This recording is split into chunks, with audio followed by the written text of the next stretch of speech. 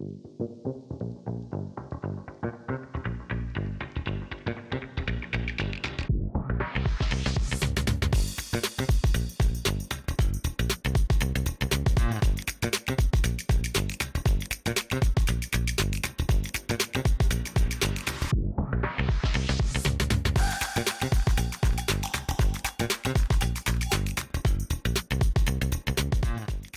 2022, le cancer du sein a provoqué 670 000 décès dans le monde.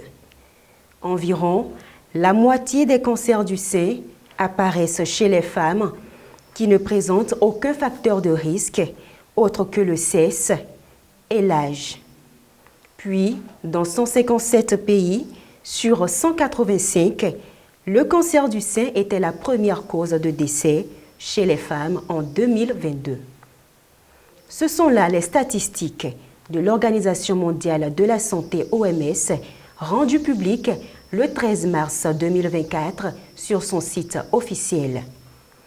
Au Bénin, les registres des cancers élaborés les 19 et 20 février 2020, conjointement par le laboratoire d'épidémiologie des maladies chroniques et neurologiques, le programme de lutte contre les maladies non transmissibles, l'Université de Limoges, l'Institut de recherche pour le développement France, l'Institut tropical de neurologie épidémiologie, puis l'Université d'Abomey-Calavi révèlent que le cancer du sein demeure majeur avec un taux de 35,5% et un taux de mortalité s'élevant à 49,54% au Bénin.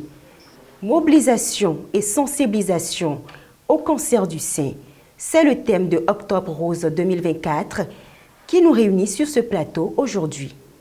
Bonjour et bienvenue sur votre émission Two Acts for You, qui est à son tout premier numéro. Je suis Gloria Adivesole et je ne serai pas seule à animer cette émission. Je suis secondée sur ce plateau de Rebecca Ranon. Bonjour Rebecca. Bonjour Gloria. C'est un plaisir pour moi d'être avec vous ce matin pour parler du cancer du sein. Et comme vous l'avez si bien annoncé dans l'entame de cette émission, chers spectateurs, chers web téléspectateurs, bonjour. Et merci de rester avec nous jusqu'à la fin de cette émission pour avoir plus d'informations sur le cancer du sein. Merci à vous Rebecca et justement nous recevons deux invités sur ce plateau. Évidemment Gloria, nous avons avec nous sur ce plateau une spécialiste de la santé. Elle a nom Nyanvi Dousseline, elle est médecin généraliste. Bonjour Dousseline. Bonjour Rebecca. À la suite de Dousseline, nous avons également Akotenyo Florentine, elle est représentante de l'association Amazon Arts. Nous aurons plus d'occasions pour connaître cette ONG à travers cette émission. Bonjour Florentine. Bonjour Rebecca. Merci à vous Rebecca pour avoir satisfait à ces salutations d'usage. Bonjour chère dame. Bonjour Gloria. Alors nous allons entrer sans plus tarder dans le vif du sujet. Et la première question, elle s'adresse justement à vous. Dame Dousseline, vous êtes docteur, n'est-ce pas? Oui. Alors, Octobre Rose a été instauré aux États-Unis en l'an 1985. Quel est le concept derrière cette appellation? Merci beaucoup pour la parole. Octobre Rose, c'est une campagne internationale qui a lieu chaque année en octobre pour sensibiliser au cancer du sein. L'objectif de ce mois, c'est de promouvoir le dépistage précoce du cancer du sein. En fait, la première fois, c'était un mois national de sensibilisation qui a lieu en octobre 1985 aux États-Unis. Donc, avec les années qui ont suivi, on a perpétué ce rituel et on a parlé de Octobre Rose. En quoi est-ce que la couleur rose est-elle associée au cancer du sein? La couleur rose, déjà, c'est une couleur féminine, joyeuse, douce, qui inspire la bonne santé. Tout ce qui est contraire au cancer. Donc, c'est un peu pour donner le sourire à ces femmes-là qui sont atteintes du cancer du sein. La répétition, elle est pédagogique, nous ne le dirons jamais assez. Le cancer du sein, qu'est-ce que c'est? Le cancer du sein, c'est une prolifération de cellules bénignes ou malignes qui peuvent être primitives ou secondaires aux dépens du sein. En français facile, c'est pour dire que c'est des multiplications anormales de cellules qui sont soit développées directement au niveau du sein ou soit qui sont, quand on parle de secondaire, c'est un peu comme il y a un autre cancer qui a donné des cellules qui sont allées au niveau du sein. On parle de métastase dans le terme médical. Alors, que retenir des principaux risques du cancer du sein? En fait, le cancer du sein, on a plusieurs facteurs qui peuvent être à la base du cancer du sein. On a des facteurs qui sont non modifiables et des facteurs qui sont modifiables. En ce qui concerne les facteurs non modifiables, on a l'âge, on a le sexe. On ne peut pas modifier son sexe. On ne peut pas modifier son âge, l'âge avancé. Il y a aussi une puberté précoce. Les jeunes filles qui ont leurs premières règles avant 12 ans, c'est un facteur de risque du cancer du sein. Et puis, il y a aussi des mutations génétiques. Par exemple, le gène en BRCA1 et BRCA2. Ce sont des mutations génétiques qui peuvent donner le cancer du sein. Il y a aussi les antécédents familiaux. Un exemple, si dans une famille, la maman a fait le cancer du sein, il y a plus de risques que la fille aussi le fasse.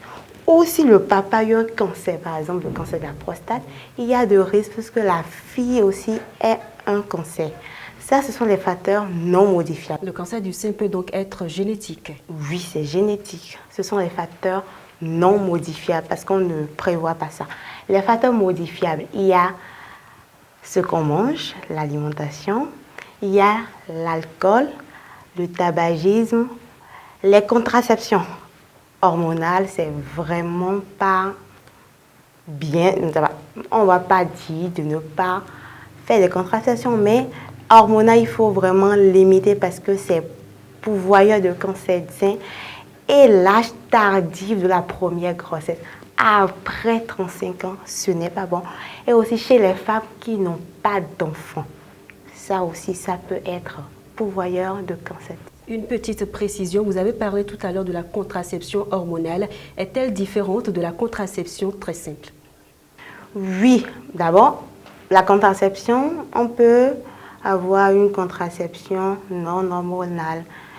Il y a on maîtrise son cycle, on essaye de voir à quelle période on ovule, par exemple. Il y a plusieurs types. Il y a la prise de la température chaque jour. Pendant l'ovulation, la température corporelle de la femme s'élève plus. Essayez de voir un peu ça, c'est non hormonal. Mais hormonal, il y a les pilules du lendemain, les injections, donc un peu ça. Alors, qu'en est-il des symptômes qui doivent alerter une femme et l'inciter à se faire consulter dans l'immédiat? Merci beaucoup pour cette question. En fait, chaque femme doit bien se connaître. Ainsi, lorsque la femme remarque qu'il y a une asymétrie entre les deux seins, un sein est beaucoup plus gros que l'autre, ça doit l'interpeller. Lorsqu'il y a, tous ses seins, elle constate qu'il y a une boule, ça doit l'interpeller. Lorsqu'il y a un écoulement anormal, la plupart du temps, c'est quand une femme est enceinte qu'il y a un écoulement parce qu'elle doit allaiter son enfant.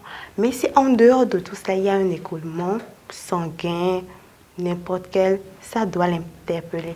Lorsque la peau en regard du sein change de couleur ou bien la peau se rétracte, la peau, il y a des douleurs, des picotements, une chaleur qui n'est pas habituelle, ça doit mettre la puce à l'oreille.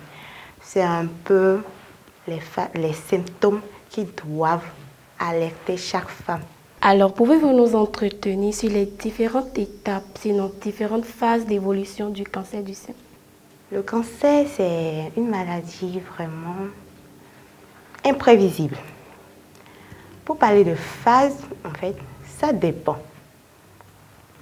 Si les symptômes sont là, ça peut évoluer de façon très rapide ou lentement, ça dépend. En fait, il n'y a pas de phase précise.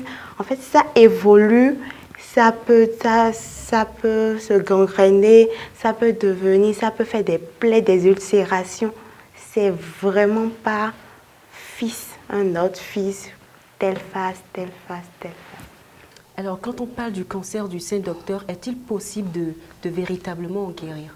Oui, si c'est vu précocement. Et le traitement le plus efficace pour guérir du cancer de sein, c'est la chirurgie.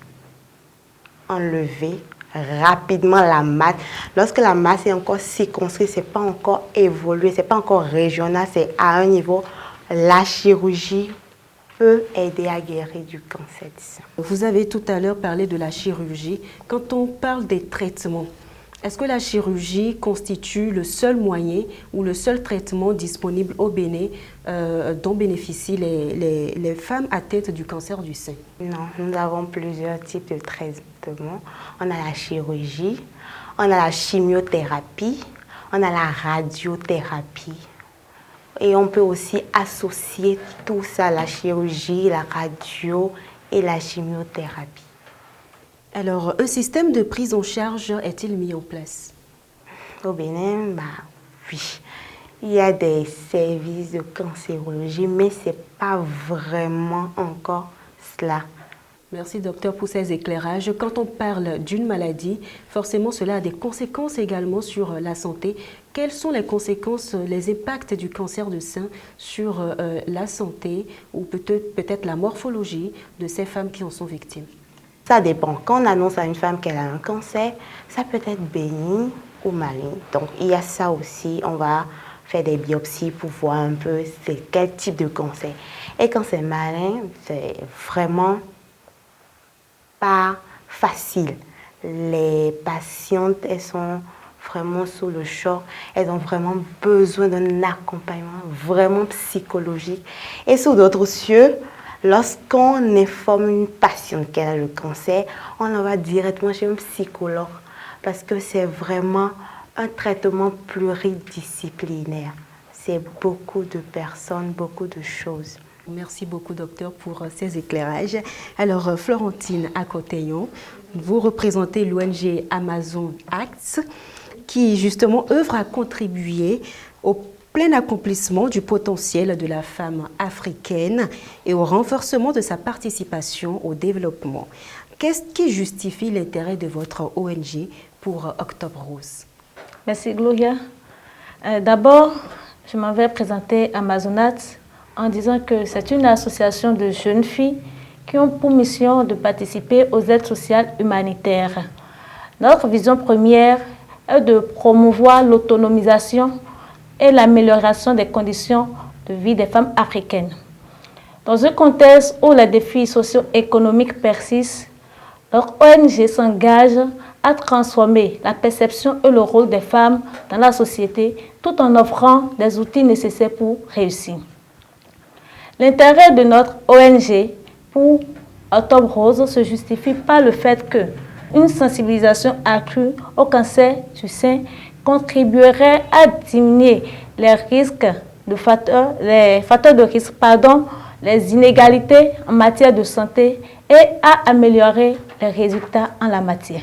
Quand on parle d'ONG, on parle d'actions. Quelles sont les actions que vous avez déjà eu à mener dans ce sens? Je peux dire, depuis notre création, la seule action qu'on a pu mener est la réalisation de spots de sensibilisation pour informer la population par rapport aux facteurs de risque du cancer de sein, ses symptômes et les premiers gestes à suivre pour pouvoir lutter contre ce fléau. Alors l'ONG Amazonat a été créée en 2018 et vous avez quand même eu le temps de pouvoir entrer en contact avec de nombreuses femmes qui ont été atteintes du cancer du sein. Et justement, vous avez le témoignage d'une femme qui vous a particulièrement marqué et nous allons suivre ce témoignage, n'est-ce pas? Bien sûr. Mon cancer, je l'ai appris toute seule en fait, devant mon petit miroir, avec la main posée sur mon sein. Et voilà, l'histoire a commencé comme ça parce que j'ai senti la petite boule. Et il y a eu d'abord le déni, après il y a eu écoute, il faut que tu saches ce que c'est en fait. Et c'est là, comme ça, je suis allée chez le médecin et toute l'aventure a commencé. Alors la réaction, mais ça c'est le monde qui te tombe dessus, hein. Tout s'effondre autour de toi, tu te dis mais écoute, d'abord, pourquoi moi? Ça c'est la grande question, pourquoi moi? Et est-ce que je vais m'en sortir? Est-ce que je vais y arriver? Parce que on te plonge dans l'inconnu, tu ne sais pas à quoi t'attendre avec... C'est vrai que les médecins vont te dire non, il y a ci, il y a ça, mais tant que tu ne commences pas, tu ne sais pas en fait ce qu'il y a derrière. Donc c'était complètement la catastrophe. Au début, je dirais que je n'ai pas supporté. Je n'ai pas supporté, que ce soit physiquement, que ce soit mentalement. C'était difficile. Parce que déjà physiquement, je le disais tout le temps, j'étais devenue un monstre. Et ça, je ne le cache pas, j'étais devenue un monstre. Ma peau, mes cheveux, bref, ce n'était pas la Peggy toujours rayonnante que je connaissais, c'était une toute autre. Et j'en voulais au monde entier. J'en voulais vraiment à tout le monde. Parce que pourquoi moi? Parce que je ne voyais pas où j'ai faussé dans mon parcours de vie pour que ça soit un truc comme ça qui me tombe dessus. Quand on parle du cancer du sein, le dépistage ne saurait être écarté et il inclut l'auto-examen mammaire. Alors, Douceline, nous allons revenir à vous. Comment est-ce qu'on peut réaliser concrètement l'auto-examen mammaire? Merci beaucoup Rebecca pour la question. L'auto-examen mammaire, on va parler de autopalpation. En fait, dans notre jargon, on parle plus de autopalpation des seins. En fait, l'autopalpation des seins est une habitude que chaque femme devrait avoir chaque mois. L'autopalpation des seins permet de voir, de vite dépister par rapport aux symptômes. Et comment cela ça se fait? Chaque femme, chaque mois, doit se déshabiller, se mettre devant un miroir. C'est conseillé. D'abord, les mains le long du corps. Regardez les seins. Est-ce qu'il y a une asymétrie? Parce que devant le miroir, on se voit mieux. Après, remonter les bras comme ça. Voir encore si les seins, est-ce que ça a changé? Est-ce que l'un est allé plus en bas que l'autre? Voir toujours l'asymétrie. Après, si je prends un exemple, si on doit examiner ce sein, parce qu'on a deux seins, donc on va examiner chaque sein. Si on devrait examiner le sein droit, la patiente doit mettre une main derrière la nuque et avec la main opposée, essaye de diviser son sein en 4. Généralement, nous on commence par la partie externe. Essaye de faire des mouvements circulaires au niveau de chaque cadran du sein. Après, aplatis son sein. Après, presse le mamelon pour voir est-ce qu'il y aura un écoulement anormal. Et aussi, ne pas oublier de palper dans les aisselles. Parce qu'on peut avoir un nodule dans le sein ou un nodule dans les aisselles. Et c'est conseillé de le faire 3 jours après la fin des menstrues, chaque mois. Ça n'élimine pas qu'il y a un autre que le moyen de dépistage précoce du cancer du sein, c'est la mammographie. C'est ça qui permet de voir les symptômes, des anomalies dans le sein de façon précoce. Mais l'autopalpation des seins reste un moyen de vigilance entre 2 consultations médicales. Vous me permettez de poser une question rapidement. Vous avez parlé des nodules dans les aisselles tout à l'heure. Est-ce que les furoncles sont différents de ces nodules? Oui. Quand je parle de nodules, c'est des boules. Quand tu tousses, c'est pas... Le furoncle, c'est extérieur, c'est rouge. Ça s'abcède, on parle des abcèdes. Et tu sens que c'est dur, c'est chaud. C'est pas la même chose. C'est des nodules, c'est des boules qui sont là. Et parfois, ça bouge, parfois, c'est fixe, ça dépend. Donc, c'est différent. D'accord. Alors, quels conseils de prévention donneriez-vous aux femmes pour prévenir le risque du cancer du sein? Merci pour la question. Comme je l'avais dit précédemment, on a des facteurs non modifiables et des facteurs modifiables. Donc, on ne peut qu'agir sur les facteurs modifiables. Donc, commencez par avoir une alimentation bien équilibrée. Peu de sel, peu de sucre, peu d'huile. On ne va jamais arrêter d'en parler. Avoir une activité physique régulière. Éviter l'alcool, le tabac. Essayez d'avoir d'enfants avant 35 ans. C'est un conseil. Déjà, ça aussi, peut-être ça ne dépend pas forcément de nous, mais essayez ça. Et déjà, à partir de 50 ans, chaque femme doit faire une mammographie tous les 2 ans à partir de 50 ans. Florentine, en quoi peut consister le rôle des proches et de la famille d'une femme atteinte du cancer du sein? Merci Rebecca. D'abord, vous savez, accompagner un proche malade peut être éprouvant physiquement et psychologiquement, mais peut avoir un impact extrêmement important sur son vécu. Des fois, de simples gestes peuvent être d'une grande aide pour un proche malade. Par exemple, un accompagnement à un rendez-vous médical lui permettrait d'avoir une seconde écoute, un soutien émotionnel et lui permettrait également de mieux intégrer les informations nécessaires tout en étant accompagné psychologiquement. Une aide logistique, par exemple, les tâches ménagères, la garde de son enfant, la préparation d'un repas et tout, peut l'aider également. Aussi, une discussion sur son vécu, ses attentes, ses craintes sur la maladie peut l'aider également. Alors, quel message avez-vous à passer à la population béninoise et en particulier aux femmes? Octobre rose, c'est pas seulement octobre. C'est pas seulement en octobre, il faut se faire dépister. C'est pas seulement en octobre, il faut parler du cancer du sein. C'est pas seulement en octobre, il faut faire attention à ça. Comme l'a dit Tousline tout à l'heure, on a toute l'année, on a tous les jours pour observer le cancer du sein, pour se faire dépister. Donc, je souhaite une bonne fin d'Octobre rose à tout le monde et je souhaite que notre espoir illumine. Le cancer du sein, ce n'est pas qu'en octobre qu'il faut le dépister si nous nous en tenons à vos propos. Et cette émission tend progressivement vers sa fin. Docteur, avez-vous quelque chose à dire de plus? Oui, je voudrais dire que participer à Octobre Rose, c'est plus qu'un engagement. Il va falloir vraiment qu'on soit solidaires les uns les autres pour soutenir ces femmes qui dans le monde sont atteintes de ce cancer. Et il va falloir toujours faire l'autopalpation des seins 3 jours après la fin des menstrues. C'est vraiment très important. Merci beaucoup, docteur, pour cette précision qui est importante pour les femmes que nous sommes. Le cancer du sein est une réalité et de nombreuses femmes continuent d'en être victimes.